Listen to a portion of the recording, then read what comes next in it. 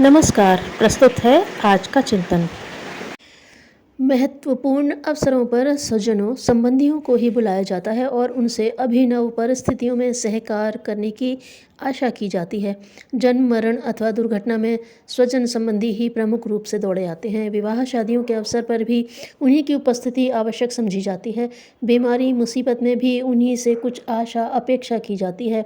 साथ ही यह भी होता है कि उपहार बांटते समय भी उन्हीं का प्रमुख रूप से ध्यान रखा जाता है। जीवन भर की कमाई भी उत्तराधिकार में कुटुंबियों परिजनों के लिए ही प्रसन्नतापूर्वक छोड़ी जाती है, किंतु पड़ोस मोहल्ले वाले, जान पहचान वाले भी प्रायः उदासीनता ही धारण किए रहते हैं। लोकाचार के रूप में ही उथली भाव संवेदना का दिखावा करते हैं। अपने परायों के बीच यह अंतर कहीं भी देखा पाया जा सकता है। भगवान के भी कुछ स्वजन संबंधी होते हैं और कुछ मात्र परिचित ही। इन परिचितों में से कुछ तो कौतुकी मस्खरे जैसे होते हैं, कुछ चापलूसों चाटुकारों को आगे पीछे फिरते तो देखा जाता है, पर उनकी नीयत केवल यही होती है कि किसी प्रकार दांव चले, हाथ लगे और प्रशंसा के पुल बांधने के बदले जो भी हाथ लगे उसे झपट कर चंपत बना जाए। इस स्तर के लोग प्रदर्शन तो स्वजनों से भी बढ़कर करते हैं, पर परीक्षा का समय आते ही प्रकट हो जाता है कि इन प्रपंचियों का दिखावा मात्र ठगने, बहकाने और फुसलाने भर का था। प्रसंग जब सहयोग देने और सहायता करने का आता है तो पल्ला झाड़ कर अलग हो जाते हैं। मात्र उपहार बांटने और कुछ अपने हाथ लगने की फिराक में ही अपने छद्म द्वारा कुछ का कुछ जताते रहते हैं। लोगों को भयंकर और भारी भ्रम इस बात का है कि भगवान वह मुर्गी है जो सोने का एक अंडा रोज देती और दबाव बनाने वाले की दरिद्रता दूर करती रहती है। उससे मांगने और पाने के अतिरिक्त तथाकथित भक्तजनों की और कोई इच्छा होती ही नहीं। इसे पूरी करने के लिए वे अधिक से अधिक इतना ही कर सकते हैं कि प्रशंसा के पुल बांधने वाले स्तवन करें, नाम जप की माला घुमाएं और ऐसे ही कुछ अन्य चोचले ढकोसले खड़े करें जिससे बेअकल भगवान से उसकी झोली खाली करा ली जाए। धूर्त और मूर्खों के बीच प्रायः इस प्रकार की शतरंज खेली जाती रहती है, किंतु भगवान को इतना ओछा समझना उपहासास्पद है। राई रत्ती जैसी पूजा पत्री के छिटपुट उपहार और प्रशंसा के गीत गाने नाचने जैसे मनोहार कृत्य क्या वस्तुतः भगवान का अनुग्रह वरदान प्राप्त कर सकने में समर्थ हैं? इसका अनुमान एक निरीक्षण परीक्षण से लगाया जा सकता है कि मंदिरों के लाखों पुजारी और भजनानंदियों की विशाल काय जमातें किस स्तर का जीवन गुजार रही हैं। इसे बारीकी से देखा, परखा और जाना जाए। जो प्रायः पूरा समय इस तथाकथित भक्ति भावना में गुजार देते हैं, उनका व्यक्तित्व तक यदि प्रखर, प्रतिभावान, समर्थ और सेवाभावी सहृदय स्तर का न बन सका तो यह कैसे विश्वास किया जाए कि 10-20 मिनट उस विडंबना की चिन्ह पूजा करने वाले अपनी आकाश पाताल जैसी मनोकामनाओं को पूरी करा लेने में सफल हो जाएंगे। देखना उन महामानवों की ओर है जिन्होंने भले ही पूजा पाठ कम किया हो, पर अपनी जीवनचर्या में अध्यात्म तत्व ज्ञान को सही रूप में समाविष्ट किया और आत्मसंतोष के परलोक एवं सम्मान के इहलोक में पूरी तरह सफल सिद्ध हुए। ऐसे लोगों के चिंतन, चरित्र, व्यवहार में पूरी तरह भगवान ओतप्रोत रहा और उन्हें अपने सानिध्य का उपयोगी आदान प्रदान का प्रत्यक्ष आभास कराता रहा।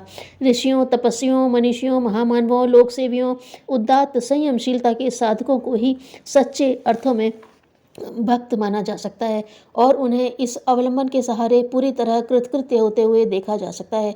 धुलाई के बाद रंगाई का उपक्रम बन पड़ता है, गलाई के बाद ही ढलाई संभव होती है। आदर्शवाद के क्रियान्वयन का आवा ही उस ऊर्जा से ओतप्रोत होता है जिसमें तपकर ईंटों से लेकर मिट्टी के बर्तनों तक की मजबूती तथा उपयोगिता देखते बन पड़ती है।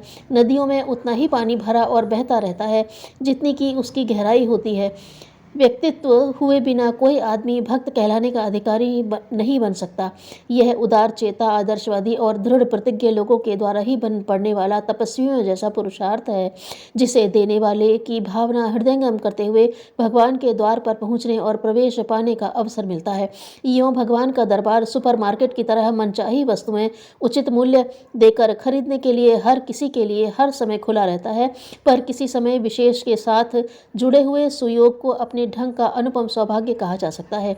प्रतिस्पर्धाएं कभी कभी ही होती हैं और उनमें जीतने वालों को तभी लाभ मिलता है जब निर्धारित समय पर वे समुचित तैयारी के साथ उसमें सम्मिलित होते हैं। अफसरों का चुनाव करने के लिए कभी कभी ही बोर्ड बैठता है। छात्रवृत्ति पाने की प्रतिस्पर्धाएं भी समय विशेष पर ही होती हैं। उस स्तर के सुयोग हर समय नहीं बने रहते। ऐसा सुयोग इन्हीं दिनों है कि ईश्वर की इच्छा, आवश्यकता और मांग के अनुरूप भक्तजन अपने को प्रस्तुत और समर्पित करें और बदले में ऐसे उपहार पाएं जो सहस्त्राब्दियों बाद कभी आता है और साहस दिखाने वालों को अजर अमर कर जाता है। यह युग परिवर्तन की वेला है। सृष्टा को अपना अभीष्ट प्रयोजन पूरा करना है। नवयुग अवतरण की प्रतिज्ञा से वचनबद्ध सत्ता 21वीं सदी में उज्जवल भविष्य की संरचना करने जा रही है। इससे पूर्व का प्रस्तुत समय युग संधि के नाम से जाना जाता है। इन दिनों दैवी प्रयोजन में सहयोग कर सकने वालों की आवश्यकता पड़ रही है, कारण कि भगवान निराकार होने के कारण प्रायः मनुष्य शरीरधारियों से अपने प्रयोजन पूरा कराते हैं। जो उसके लिए कटिबद्ध रहते हैं वे हनुमान और अर्जुन की तरह धन्य बन जाते हैं। समय निकल जाने पर उसके लिए बहुत पीछे जगने वालों को उस लाभ से वंचित ही रहना पड़ता है।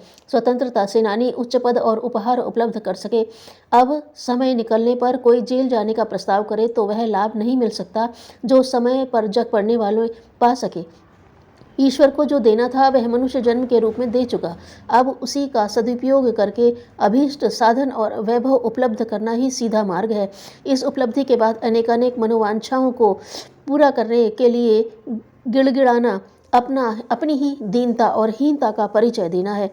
इससे आगे तो जो पाया था उसका ब्याज समेत ऋण चुकाना ही शेष रह जाता है। यही धर्म है, यही कर्म है और यही औचित्य। अब आगे दिशाधारा मोड़ने के अतिरिक्त और कोई चारा नहीं। भक्त मंडली स्वर्ग मुक्ति और रिद्धि सिद्धि की दुनिया में उड़ाने भरती है। पूजा भर से मनोवांछाएं पूरी ही कराने वाले सनकियों की अपनी दुनिया है। लोकमानस परिष्कार, चरित्रनिष्ठा और समाज की अभिनव संरचना पर किसी का ध्यान नहीं। होना यह चाहिए कि भावना, श्रम, साधनों का उपयोग ऐसे केंद्र बिंदु पर एकत्रित किया जाए जिससे समाज सेवियों की संख्या और सत्प्रवृत्ति संवर्धन प्रक्रिया को प्राचीन काल की तरह अब फिर नया श्रेय सम्मान मिल सके। यही है धर्म धारणा और ईश्वरीय प्रेरणा का अभिनव दिशाधारा। मनुष्य का जीवन क्षणिक है पर आत्म सुधार उसे अनंत तक फैला देता है। धन्यवाद।